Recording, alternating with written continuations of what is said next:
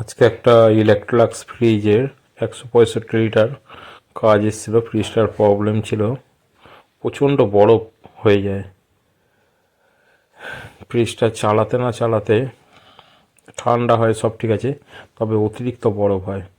তা আমরা ফ্রিজটা দেখলাম রেগুলেটরটা থেকে অটোমেটিক হয় না, অটোমেটিক সুইচটা কেটে গেছে কোনো কারণে, ডিরেক্ট চলতো, যার কারণে অতিরিক্ত বরফ হতো।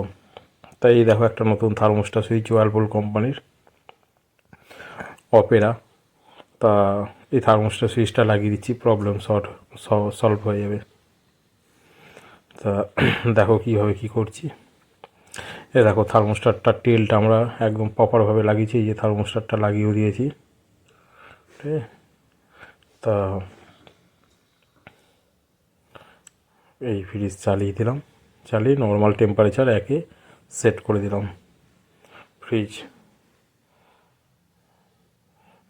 আবার বেটার কন্ডিশনে চলে এলো। এবার অটোমেটিকও হবে আর এত বরফ জমবেও না, প্রবলেম সলভ।